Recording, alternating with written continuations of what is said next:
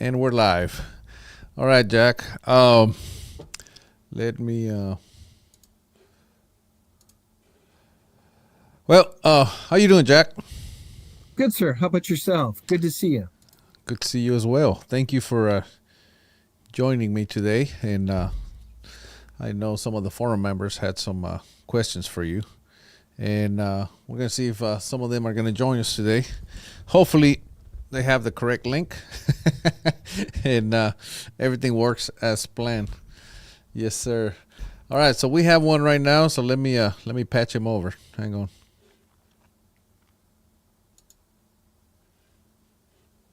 Hey, Dave, how you doing? You doing all right? Yeah, doing good. How about yourself? I'm doing well. I'm gonna hand it over to Jack. I'm sure you have a question for him. Go ahead. Yeah, How are you, Dave? how are you? First, Good. thank you. Got a little present yesterday, so I got a 300 Norman bag from you. So thank you. Awesome.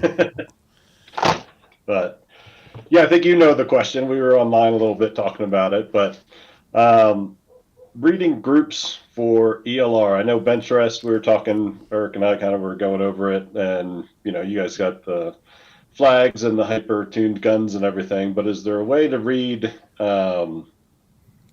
Groups to figure out where to go in powder or seating depth. More powder, because I kind of get when I shoot groups for ELR or even PRS stuff, we're preloaded, so we can't change anything. But when I shoot them in a 100-yard indoor, no conditions, is there a way to like kind of track, kind of for example, just kind of throw that up there. It kind of goes over. You got hmm vertical, you've got your weather pattern, you've got a great round group, ugly group that you call. But is that consistent enough to be able to look at that and go, okay, if I start seeing vertical in my pre-charge loads, do I add more powder, less powder, or is it just kind of, am I just fishing in the wrong hole there? Yeah, the first thing, Dave, I would advocate is get away from the tunnel. The tunnel is going to lie to you. Okay. You really want a load that's going to cut some wind condition. Whenever I develop loads, and a lot of the top guys in short range, they really don't want to be out when it's really benign condition because you really want to have a component of wind, just like in a match. What will you do when you have match conditions and wind comes up late morning or in the afternoon? So I would always advocate you do tune with the wind. The wind is part of the tune with any kind of vertical. And again, in short range, again, our principles and the same type of practices apply, to long range. If you have vertical stringing, generally you're going to want more powder. And the seating depth does matter. You are changing the rhythm or the release of that bullet, which is part of that tune. So you can certainly move the bullet around. And again, the best groups are going to be ones that are either going to be a nice round circle, which is, our end goal, or something that'll be a triangle.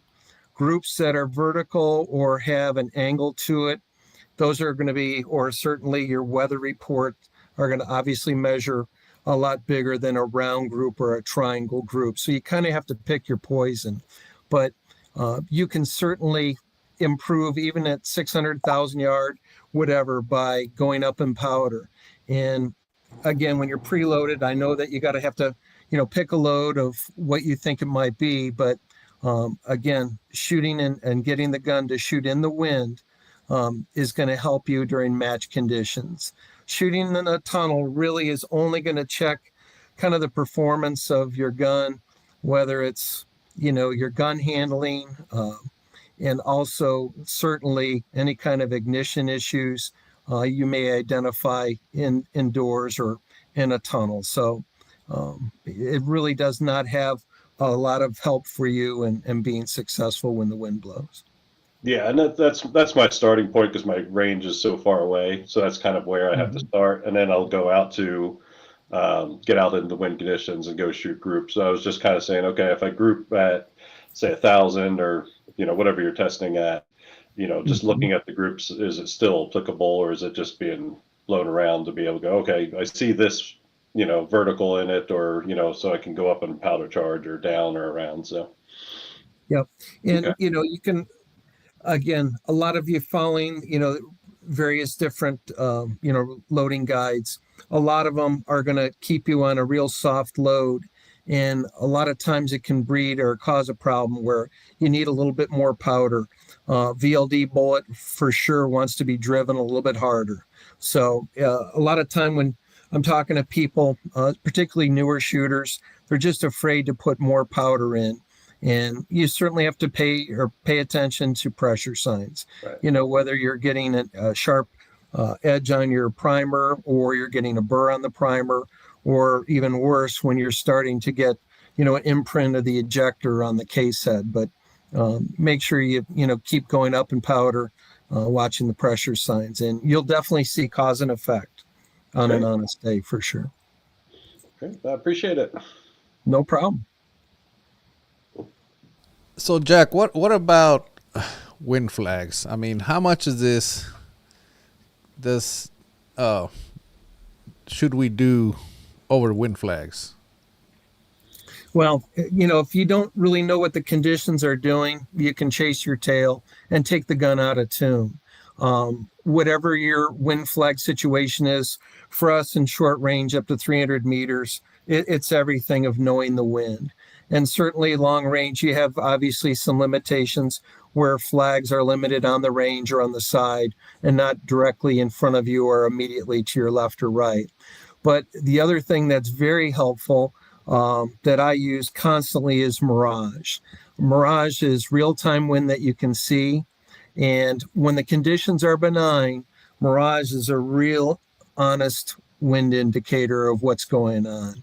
And I follow it a lot of times when I practice. If it's calm at 200 yards, and I know that winds are going to be really soft for that day, the Mirage is the most honest thing on the range. When the wind does pick up, Mirage is still helpful, but it does not have the same positive effect or accuracy of watching a wind flag. Okay. That makes sense. Thank you very much. We got Daniel Maple here. Daniel just shot a 600 at 1,000 yards. So that's a great score. Congratulations. So Daniel, you got a question for Jack here? No, I didn't. I just didn't know how to get on and watch. I would have if I had time to prep, but it's been kind of a whirlwind last couple of days. So I just wanted to hear all the nuggets that came out and see what I could pick up from him. You got to have something. You got to have some kind of question for Jack Neary. Anything. Hell, ask him what kind of muffins he likes. Anything. Well, all right. I guess if I had a question, I'm pretty young at doing this, pretty new to the game. And what does it really take to go from being just a contender to being a winner? What if you had one piece of advice? What is that one key to really taking that last step? If you'll give me two pieces of advice, find a mentor who's successful and burn bullets. You've got to go out in tough conditions when there's no one that wants to practice or shoot, when the wind's blowing. You want to be the last guy or, gal on the range. You've just got to burn bullets. You're going to find tread and riser where you're struggle, and nothing seems to work, and you keep at it. You make small changes, and then all of a sudden you find a technique or a condition or a certain approach to handling a wind condition or a change in wind. And now you're at a different skill set level that you've picked up. But not a lot of people, want to hear it. They want to buy success. And like anything in so many sports or business, you've got to put your time in. You really do have to work. But, you also want to make sure that you're getting sound instruction. You don't want to perfect your slice. You want to get with a mentor who is successful, and you want to listen to that one mentor instead of go to 5 different people until you get the answer that you want to hear. That's not always easy to do. But find a good mentor and just work hard, burn bullets. Well, my main mentor has been Erik's forum, and I have followed it to the T. Okay. Well, good. You've got a good man, and a good crew here. Oh, thank you. We appreciate you and all you've done, and the knowledge that you share with us. It's very valuable. Thank you for taking time today. No, we're all brothers and sisters in this together. You know, the sport has been so good to me, and I enjoy helping people get to the next level. And I hate to see anybody struggle. I mean, that just bothers me greatly. And if I can share an experience or show them something that they might not be doing correctly, uh, you know, like Erik, you know, we want to help people be happy and have a good time. You know, driving home from the match, you have to be able to answer the question: did I have a great time? Am I willing to go back? And you know, it's one thing to struggle, but if you learn something new, and you say, all right, I can build on that, that makes the drive home a lot better, and you know, keeps you fired up. Absolutely, man. I remember those drives home where it's just painful, right? You're driving home and you're absolutely wondering what happened, what went on there, and Right. and you know all you know how many times I've been driving home and you realize the answer to all your problems is all new gear. I mean, multiple times, and before I get home, luckily I talk myself out of it, and but my goodness, multiple times. Oh yeah, or you put a glass ceiling on. That load is too hot. There's no way that load would work today. And your last match, what the heck? I'm going to try that hotter load, and all of a sudden the gun comes to life and starts cutting the condition. And you're like, you know what? Why didn't I try that earlier? And that's just one of the skills that you'll build up, is that thinking ahead and planning ahead. We know that the wind generally will be soft in the morning, and as the wind goes, your charge goes. More wind, more powder. And for us, and again, I know you guys are preloaded in some of the long range stuff, so you don't have that capability of being able to adjust on the fly. But certainly being able to plan ahead for, you know, what that change in the day might bring. And certainly knowing what is the predominant condition. You know, so many times, you know, in the larger matches, you can really get an advantage on the competition if you are watching or get ahead of the next relay and watch what that predominant condition is. That you're not starting the match in a right to left when it's only going to be there for 30 seconds, and the rest of the match time it's a left to right condition. So yeah, there's a lot of small things that can really guide you to success, and they're not large. It's just some of the basics make the biggest difference. Absolutely. I got some questions here on the live stream, Jack. So let me read them to you, and maybe you can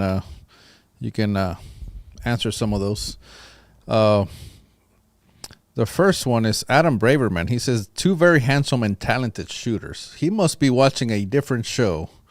Hopefully we can get him to start watching us. But Adam, I know that was probably a crossfire, but a crossfire compliment, but thank you. We'll take it. Good evening. Let me see. Erik, do you think it is advantageous to anneal before and after sizing? I've done it a couple of times, and the seating force seems much less than when I did not. What do you think, Jack?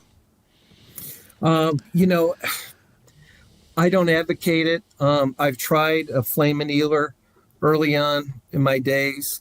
And for us, really, our primer pocket is going to be sacrificed and enlarged long before the elasticity of that case neck really is going to have a mitigating factor on our accuracy.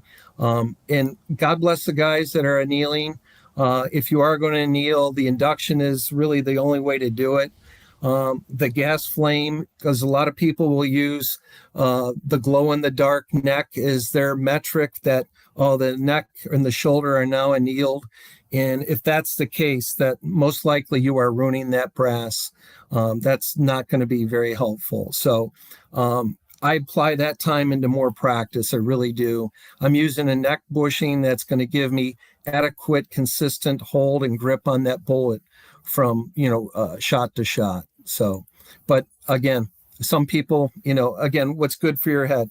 If you want to do that in kneeling in between things, fine. But at the same time, I would advocate try brass that's not annealed with the same conditions, same load, and really see if you're seeing, an improvement. And not indoors in a tunnel. You really have to go outside to really see what real world conditions are doing. Yep, absolutely. I've said this many times before, and I'll say it again. I work up loads. I get out in the morning when it's calm. When it's never calm, but when it's consistent, that's kind of when I get out and tune. But whenever I'm tuned and I want to practice, if it's windy, I'm heading out the door. If it's tricky, if it's switchy, I'm out there. Sometimes it's 30-mile-an-hour winds, and I'll get out there just so I can be comfortable. I'm not saying I'm going to do well in those conditions, but I just want to be able to experience those conditions so that when I face those conditions in match conditions in a match, I'm not overwhelmed or even intimidated by high winds. I've done it, and believe it or not, I've shot some really good scores in really high winds. Once I kind of learned to dance with the wind, it didn't seem so bad, but you just have to get comfortable with it. That's just the key. A lot of times the condition we think is not a good condition to get your good group or allow you to ag along is a condition that will shoot well. Us in short range, so many times we'll go down on their sighter, maybe after the group we've shot, and there's a strong wind, but it's consistent, and we'll put bullets in the same hole over and over, and you're like, oh my gosh, how is that happening? But that, again, comes from the pre-work of knowing what condition you're going to shoot and being prepared to test it. And this is where you have to get away from, the common goal of, well, I want to shoot in a real benign condition. Sometimes the real soft conditions are really the worst conditions because there's little, ebbs and flows or light reverberation in your scope, for example, that can really change your aim point and or move the bullet around. So a little bit of wind straightens out a lot of bad shooting guns. Yeah, it's incredible. I've seen that happen. Oftentimes when we're shooting effortless, if it goes to a boil, I'm gonna shoot in it because that means there's no wind, and typically my scores are better when there's no wind. However, if it's erratic, I'll stop, and then I usually wait until there's a little wind, and then it seems to flatten out the rifles. It's incredible. Another question. I am trying to learn how to read Mirage and was wondering, this is Mark, I was wondering how much power on the scope you need to read Mirage. I have 24 power max on my scope, and I see it, but I don't see the right to left movement. Mm-hmm. No one hated Mirage as much as I did when I started in Ventress 27 years ago. Oh my gosh. But I was very fortunate that there was a Hall of Fame shooter, Perry Morton, who took me under his wing and totally transformed my whole outlook on Mirage. I use a 48 power March scope, and I love magnification. I don't have a scope to where I'm backing down the magnification. I like seeing the Mirage, especially when it's benign when we're shooting at 200 or 300 yards. When it's calm in the morning and the flags are not moving, you really are just almost working on luck that you may shoot a couple sighters, the bullets go together, you go up to the record, and now something's changing, whether it's light or you're getting some slight winds, and you end up with a bad group. But if you pay close attention to the Mirage, you'll see it roll very gently with a large amplitude when the wind is slow moving.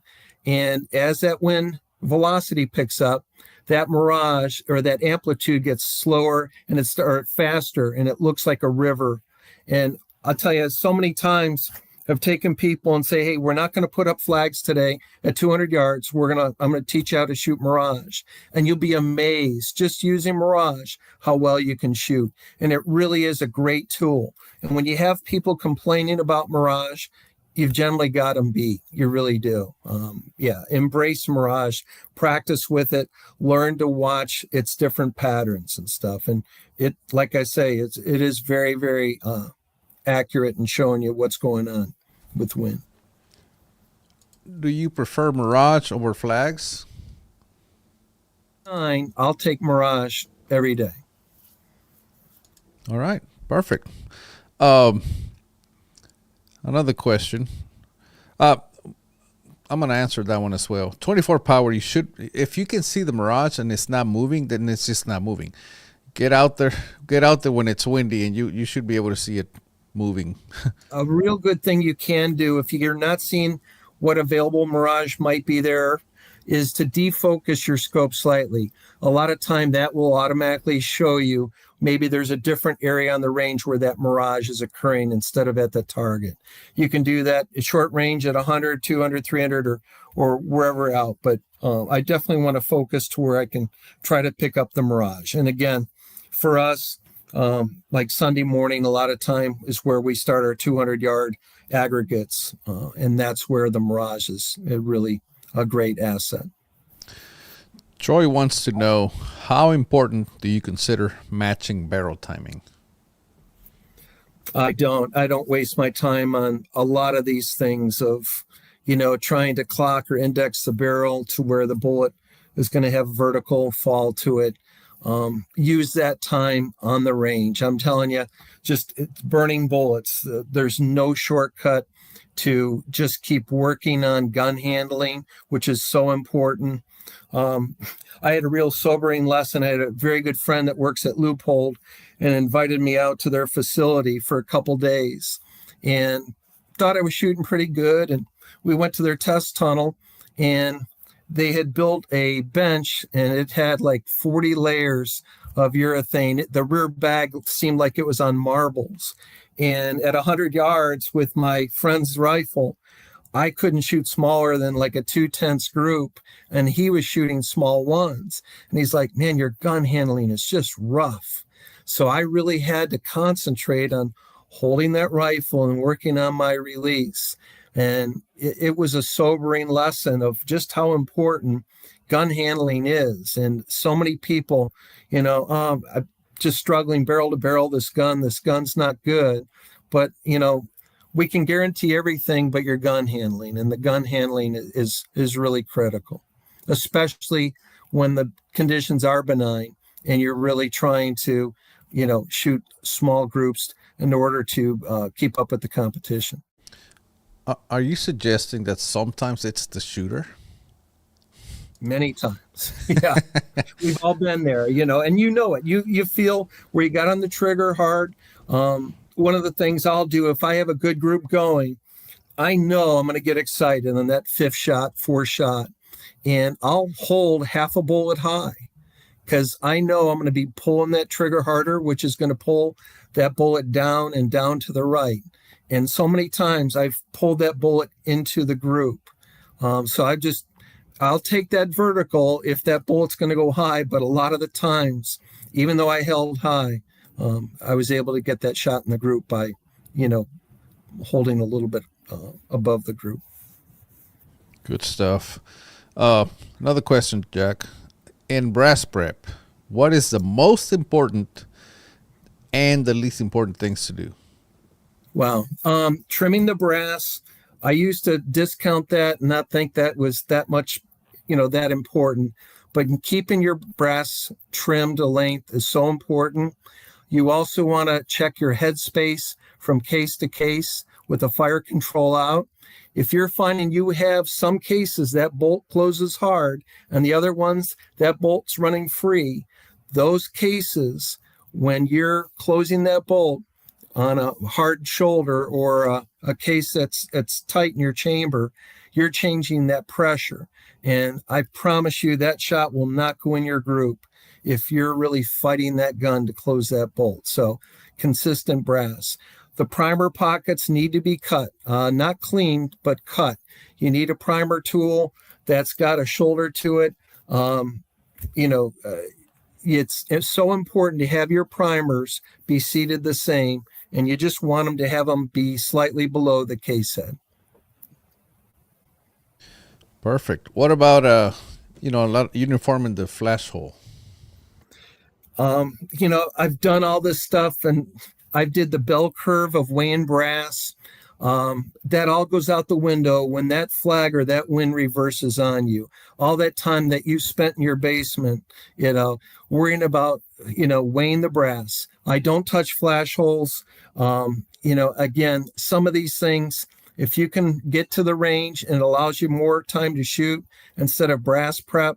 And believe me, I used to polish the brass, made it all nice and pretty with, flits, did all the flash holes with a pin drill and all these things. But there's only really a couple things that matter. And really trimming that brass is so important. The same shoulder bump and that primer pocket depth where you're cleaning and cutting them to where your primers are recessed just slightly below the case head. And that's really it. Thank you.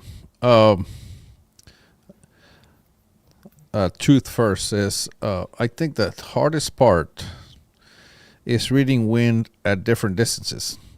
He was at the Montana 1,000 yard nationals, and he was having issues reading what flags to go by for best results. So how do you select which flag is the best flag? Okay. Great question. If you're getting to a new range you're not familiar with, try to find the good shooters that are shooting that and ask them, what should I be paying attention to? I mean, as we travel around to different matches, we'll know, at St. Louis for us, the 100, 150 back part of the range at 200 yards, really important. You have Holton where same thing applies.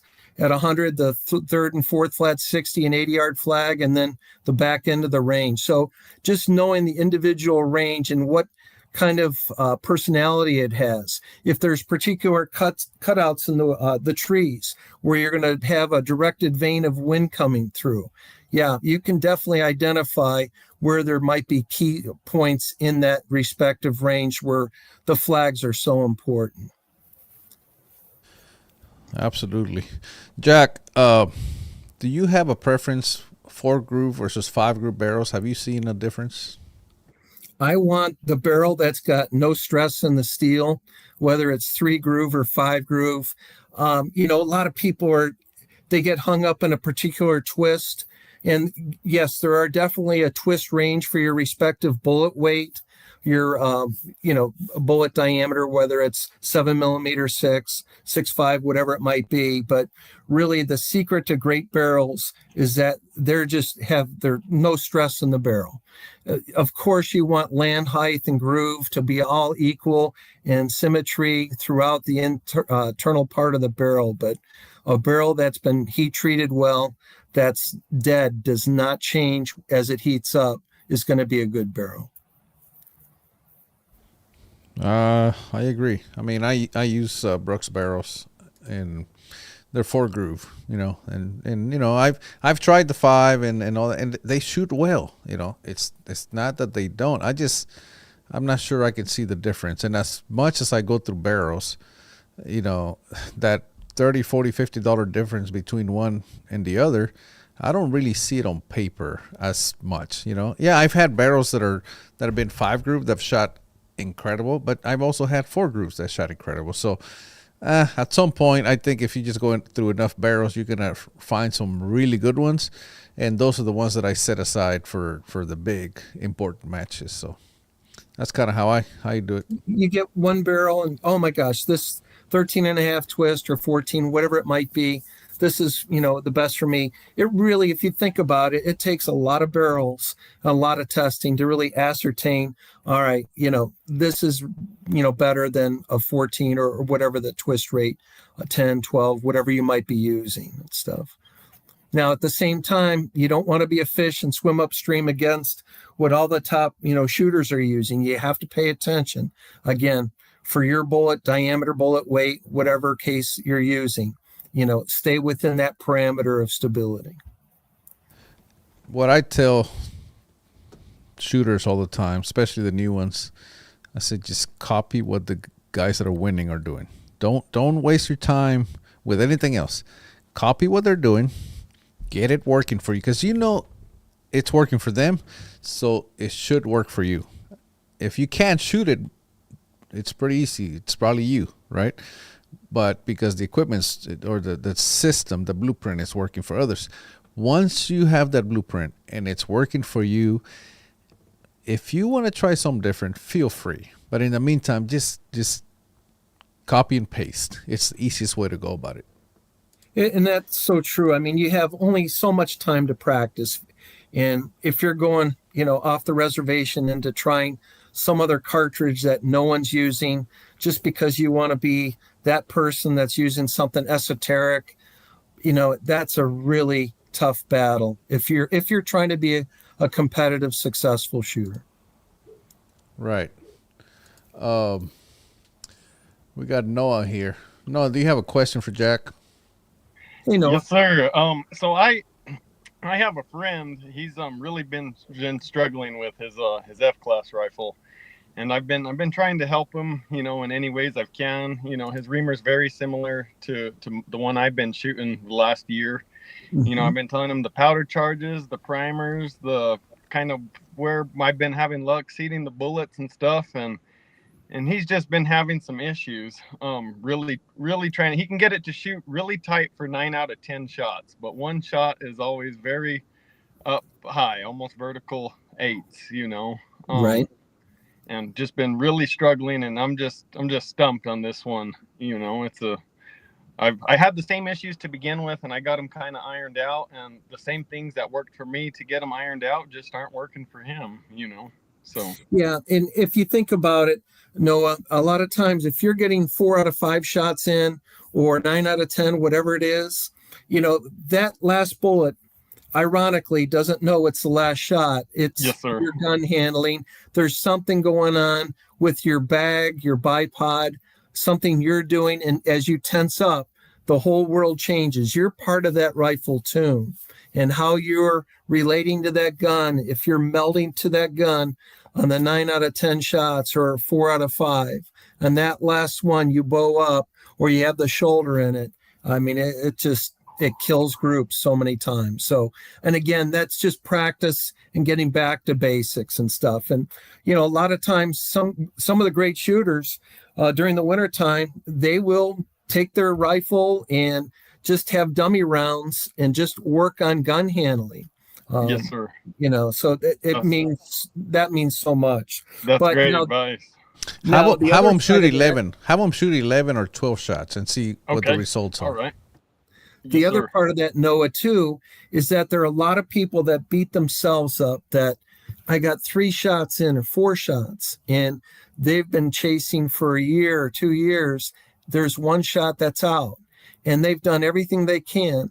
That's where they have to go to their gunsmith, and a good quality gunsmith that understands ignition, because that could be ignition problems where something is just dragging enough that it's bothersome, but it's not showing the real problem. And Yes, sir. that's where, even on a new action, all actions today, just be cynical. You have to have someone go through and check all kinds of minute details that mean so much.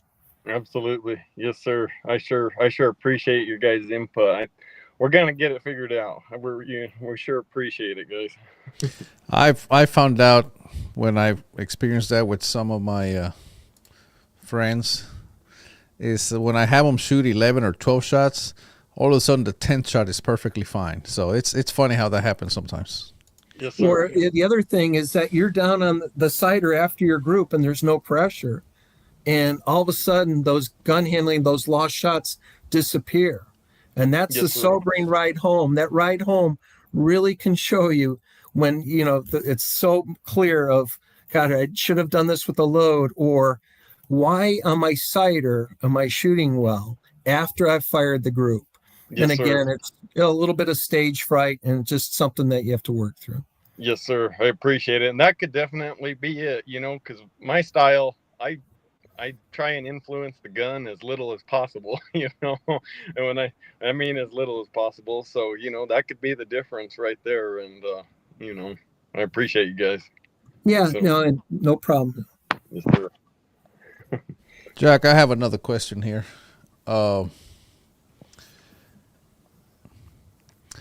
Josh wants to know if you can speak farther to your comment on the podcast regarding the audible difference when dry firing and testing the ignition system. Specifically, do different issues have different audible cues? Oh, yeah. I mean, quick story. Tony Boyer, this is going to be back in like 2004 or 5.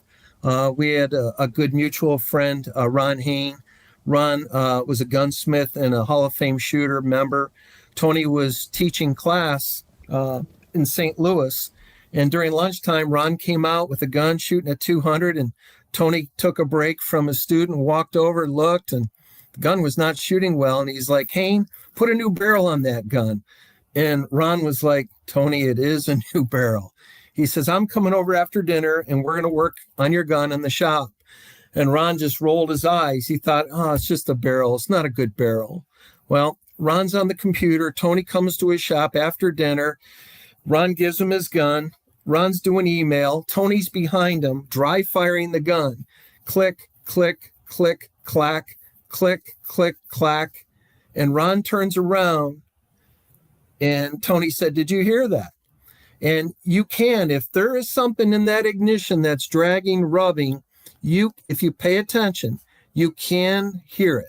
And it can be a myriad of different things. And the back end of that shroud has really hurt so many people to where they've turned a gun that just was potentially a great gun, and it's just so. Long story short, they found the issue where Ron's cocking piece was dragging inside the shroud. They took 5 thousandths off each side of the cocking piece. Tony told Ron to go shoot that gun tomorrow. Ron got tied up, and this was like March. Ron goes to the super shoot in May, hasn't shot the gun, sits down, and the gun is on fire. And Ron comes back and tells his wife, if I don't win the super shoot this year, it's not because I don't have the equipment.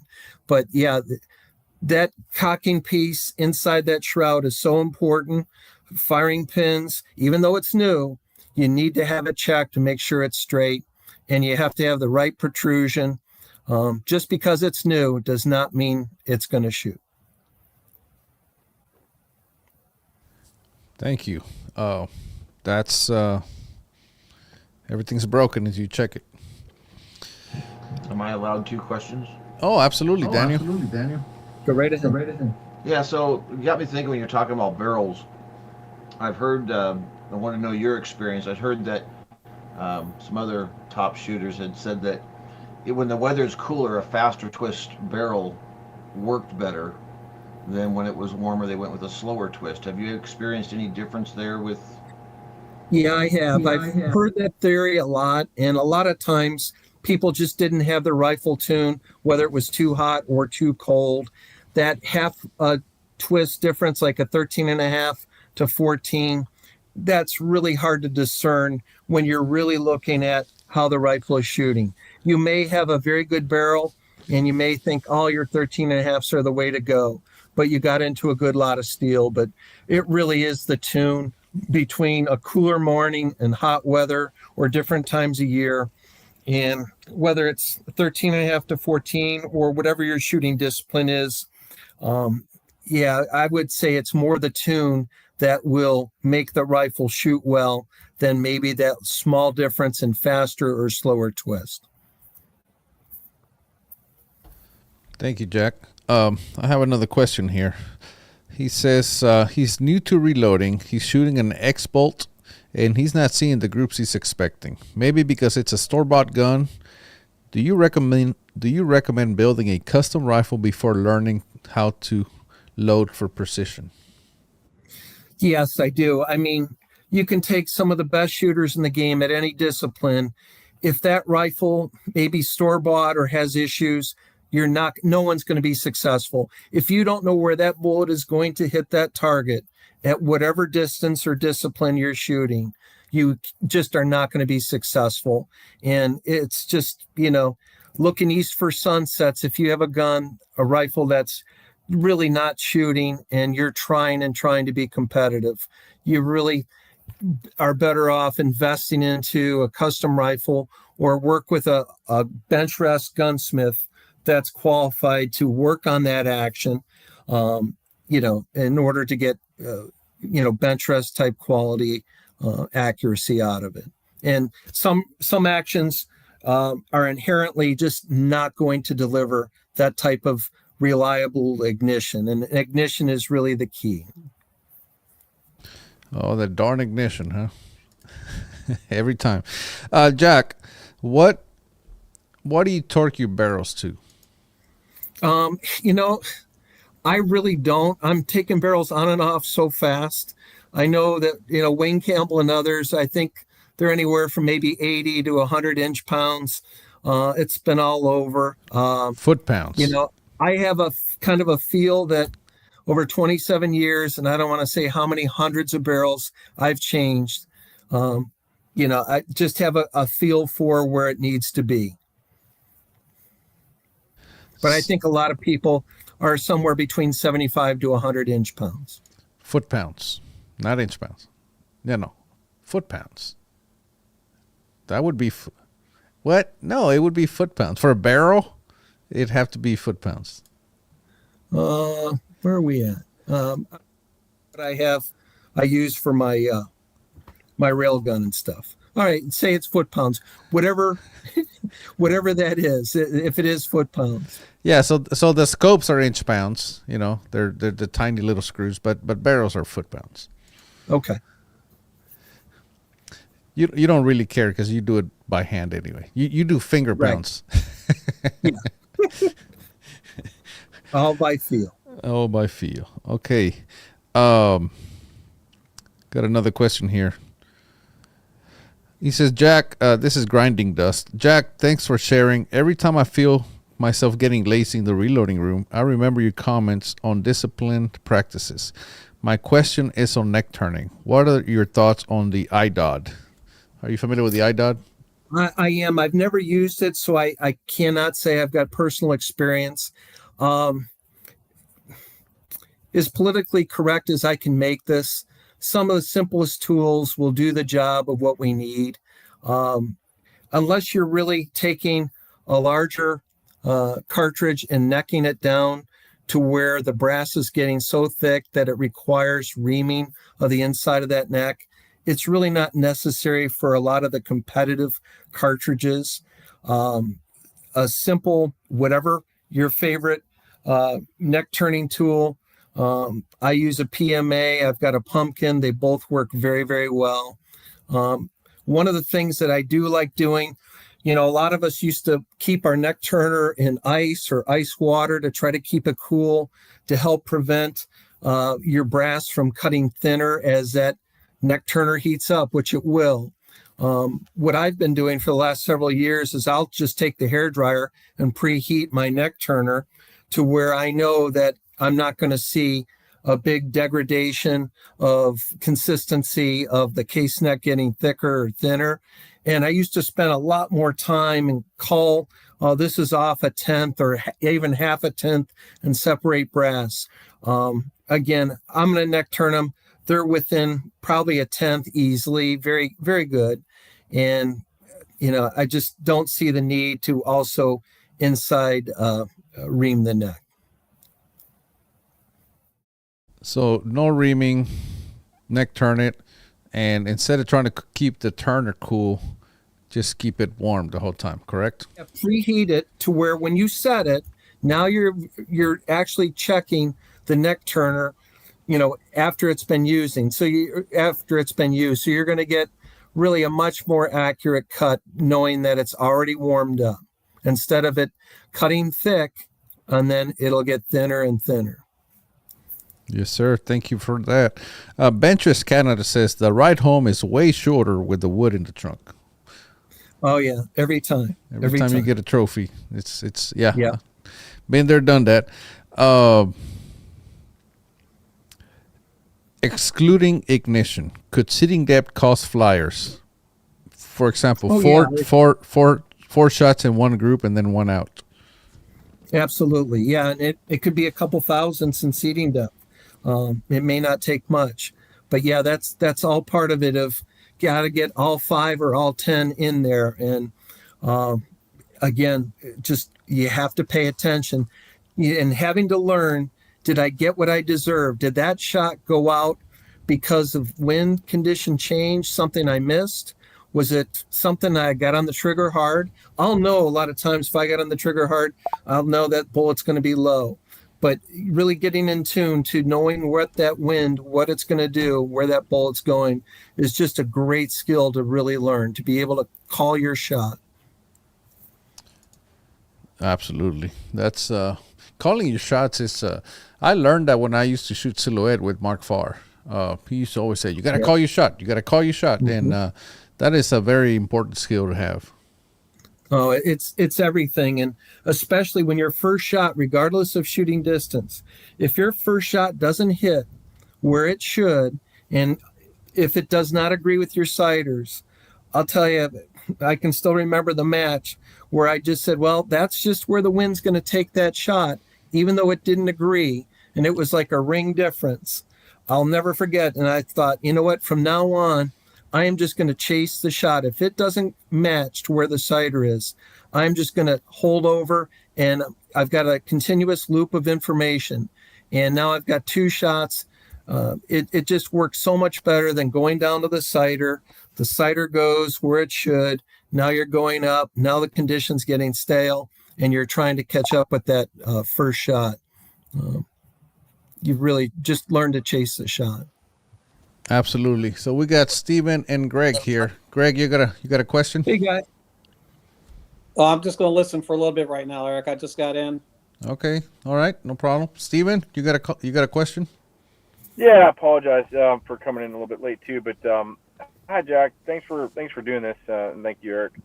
I was kind of curious. I saw some of your earlier interviews with Erik, Jack, and then some of the other stuff you've done for Vitigoria. And I was wondering, does the group shape type analysis, translate at, say, 500, 600 yards where, you see, for instance, hey, maybe your powder's off if you have a split group with, 3 shots and 2 shots. Does that stuff still translate at distance, too, or is that something that really is 100, 200-yard bench rest stuff? No, I mean, it's easier for us at shorter range, but the same physics apply. If you've got vertical dispersion, your load generally is a little bit too light, or seating depth could be off. If it's that group's like a weather report where it's real flat, generally your powder's too light, your load's a little light, and or seating depth. As you shoot, and the other thing, I mean, we have an advantage at short range that we can, get up and really look at our bullet holes on our paper. That's so important because you can see the bullet hole, and on a tuned rifle, that carbon ring on that bullet and that bullet hole shape is round. And as you develop the skill to start really drilling down and looking at the bullet hole for what they are, you'll see sometimes where you lose a shot and that carbon ring is only 2/3 around that bullet hole. That bullet hole it looks funny. It's elliptical instead of round.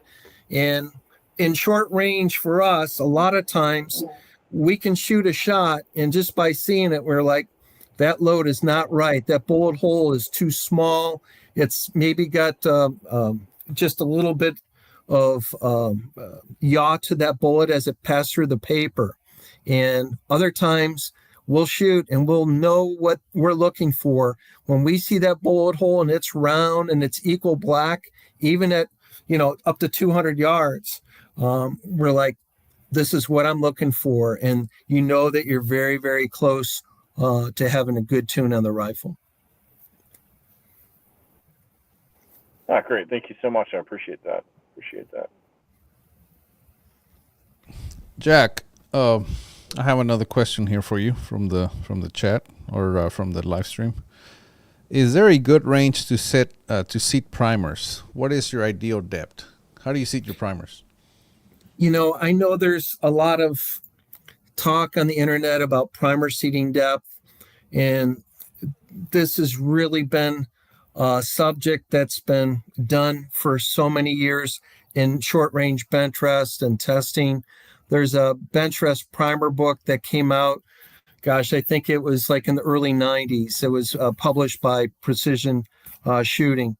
And really, I'm just looking for primers that are just slightly recessed below the case head, and I'm looking for consistency.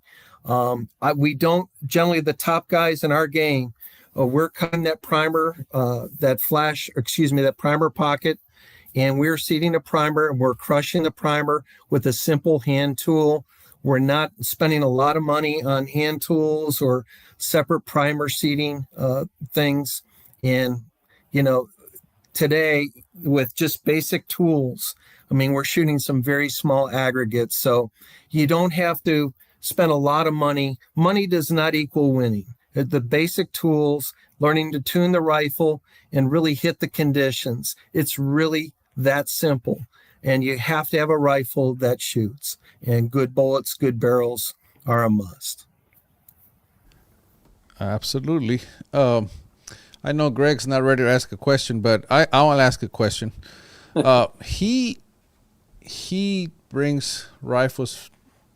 As far as I know, he tunes the rifles and loads all the ammo for him and his wife. But how come his wife's rifle always shoots better than his? Do you have an answer for that? Yes, I do. Women are better shooters than men. Next question. Yeah, they really are. I mean, in bench rest, we're fortunate to have a number of wives that come out and shoot, and they learn. They're easier to coach. They don't have the ego about, trying to rework things and follow instruction. I don't think we've ever had any of the wives, and starting with Faye Boyer, Tony's wife, and a number of other women, they all shoot well. It's, you can swap rifles, and if she's, kicking your butt, it's you. It's something that you're doing. Well, I think Greg just needs to buy more rifles. He just hasn't found the one that fits him. Yeah.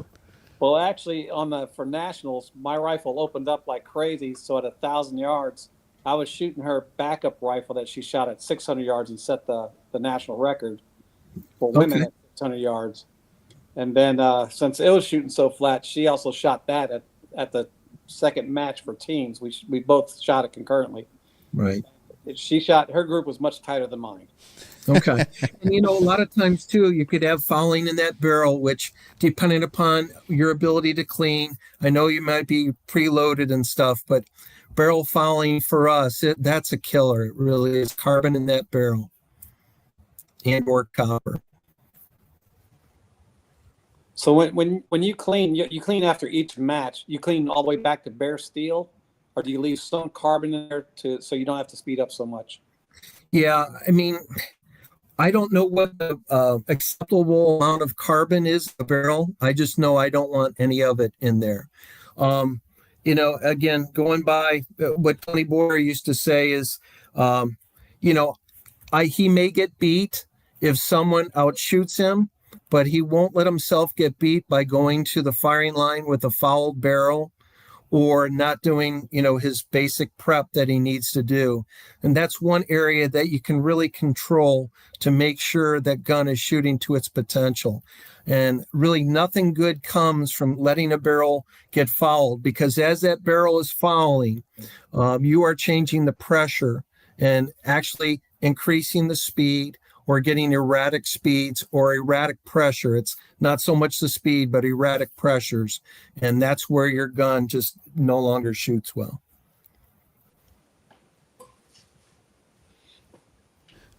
Thank you for that, Jack. Yeah, I always say that I can keep my rifle consistently clean, but I cannot keep it consistently dirty. So that's why I clean as much as I do. Another question is, good evening. I have recently shot the Rimfire Bentress Nationals. Wind was tough, and at some point I had shots consistently going into the wind. Is there an explanation for this? Yeah, I mean, there's a number of things, and a lot of times for rimfire, you could have a lead buildup issue to where you're now changing the point of impact. Many years ago, I started an air rifle and rimfire, and when you're changing, not ignition, but as that barrel starts to fall, you may find that your point of impact can be shifting anywhere, even into the wind. So You have to look, especially in rimfire, lead buildup ahead of that chamber. I saw. What is? Have you sat through? Oh, God dang it! I lost his name all of a sudden. Amo Preslick's wind reading class. He talks. Have you sat through his wind reading class? That's bananas. I've heard a lot of it. I mean, he is the master. I mean, he's a real asset to our company, and the guy is just smart as smart can be. So He's amazing. The what? Knows where that bullet's going. The what? He knows where that bullet is going to go in that wind. Well, if you I sat through his his wind reading class one time, and he said, how did he phrase it? I'm gonna try to make it PG-13, but he said, no bullet in the history of firearms has ever left the barrel and said, screw it, I'm going upwind today.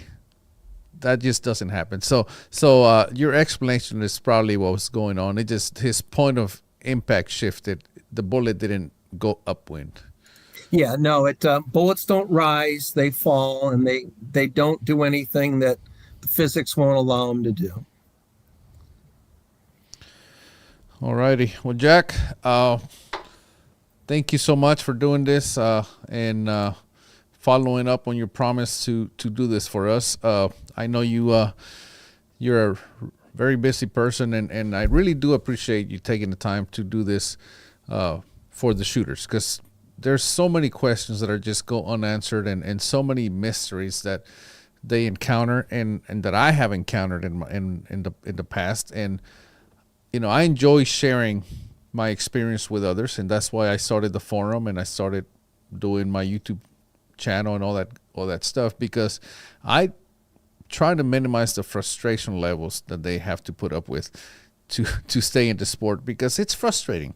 And I've done it, and I lived it, and many times, you know, we talked about the drive home. Many times I made that drive home going, you know what, I don't know why I do this. This is stupid. I'm not getting nothing out of it. But I decided not to quit, and I am so glad, because I have learned so much, met so many great people, and you are one of those people. And again, I thank you so much for taking the time to do this. No problem. And if I can, my good friends and fellow Bench Rest Hall of Fame members, Harley Baker, who's with Team Vitavori with us, Erik, and Jeff Summers, who is a member of the Hall of Fame and a 4-time Super Shoot winner. We've kind of partnered together. We've launched our own channel. I just put content out. As a matter of fact, this morning on YouTube, our channel is called All Things Bench Rest with Friends. So I've got a camera. I'll be going to the matches and putting a lot of content. You know, literally every day I'm getting emails from all over, you know, outside of the country, and phone calls, just people are, you know, struggling or wanting to get started. And if we can all be better ambassadors, you know, I'm very fortunate. The brands that we sell, I think, help put people in a very competitive and position to win and be successful. And I just want to be a good brand advocate and help people with even, you know, either whether they're getting started with just basic techniques of reloading, or they're in advanced areas and are just trying to get to that next level. And you're, you know, obviously a very good brand ambassador for our game, for all the shooting sports. So we all have it on us to be ambassadors, to try to get our fellow brothers and sisters to shoot, and, you know, to keep people and help people be successful. There's a lot of people that are doing great things in our game on different shooting disciplines, of trying to nurture and attract new shooters. And that's what we need to do, is just bring more people into our game. Absolutely. Jack, again, thank you.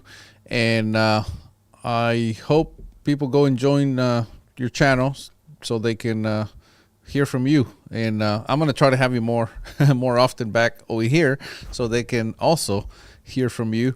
Guys, this would not be possible without the forum members on our website. If you want to, there's so many videos out there that is absolutely the best way that I can help you learn reloading, wind reading, and all things shooting. Go to the forum, become a member. That's how you support me. But that's the best way I can support you. I have hundreds of videos out there about just about anything that you could possibly ask for to learn how to reload, learn how to shoot. And if there's any videos that I haven't made, it's a forum. You can ask questions. The members will help you.